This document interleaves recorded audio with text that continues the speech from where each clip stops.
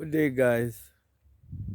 My name is Mungon Mkonto, and this is the Royal Opinion. Uh, I just want to talk about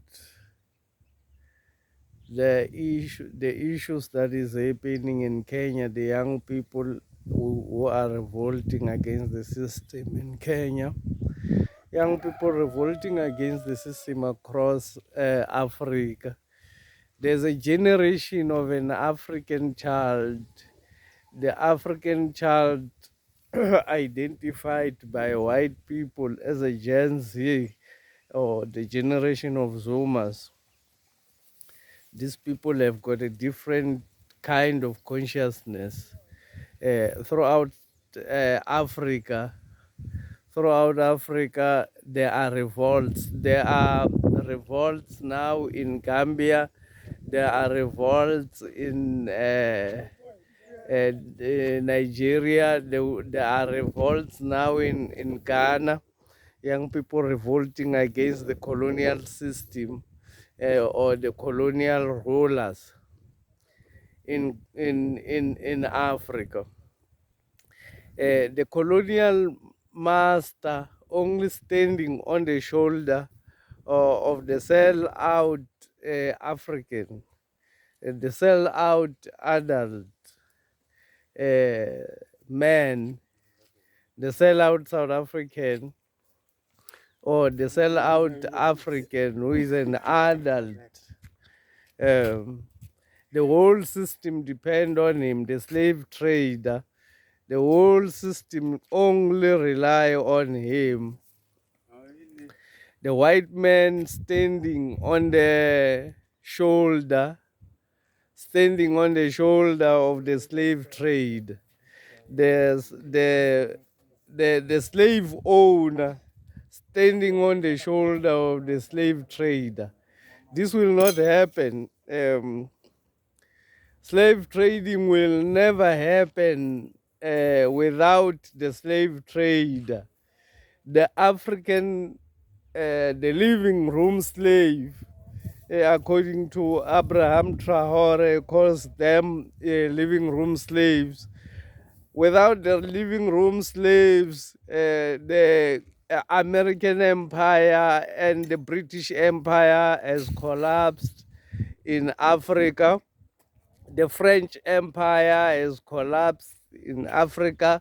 Without the sell-out senior African, without that sell-out man, the whole system has collapsed. The generation of young people are refusing to be misled and be told that colonialism has ended some years ago.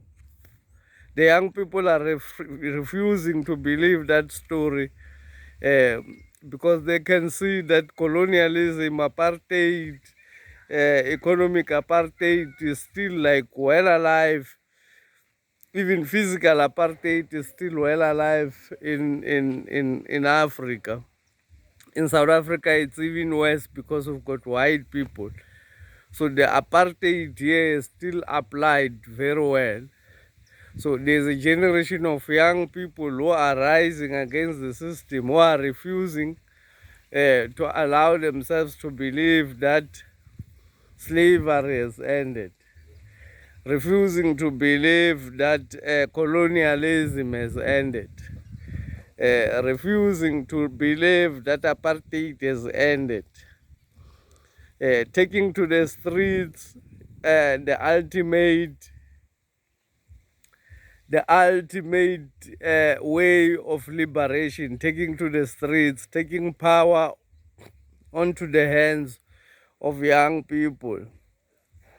The young people in Africa are in majority.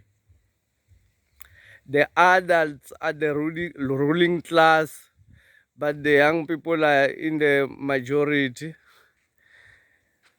In the French colonies, the armies of the liberated Africans, Ibrahim Traore in Burkina Faso, Asim Goita of Niger, Mohamed Bassoum of Mali.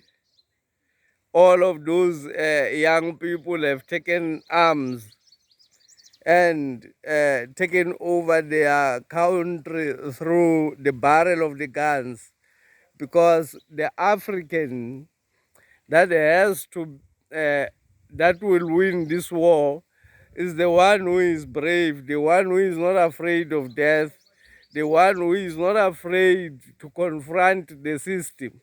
The Kenyan young people are saying, you can kill us, but you won't kill all of us. If you kill us tomorrow, we are in the street.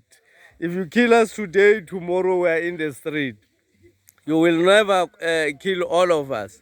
So the system wants people like that. Abomateli ukufa. The system wants people like that who will go straight and confront the system with bravery. Without those people, the system will not be able to collapse. That's why they want to create a society of gays, because society of gays is in two ways. It reduces the population, and it also creates more women, fake women in the population, so that kind of revolution which has happened in Mali and the kind of revolution which has happened in Burkina Faso should not happen, because if it's only women are not going to take up arms against the government. This nonsense of women representation, and African men, when there's a job to do, they stand up to defend their women. When they have to do, African men have to protect their women. You can't say there should be a representation of women in a war.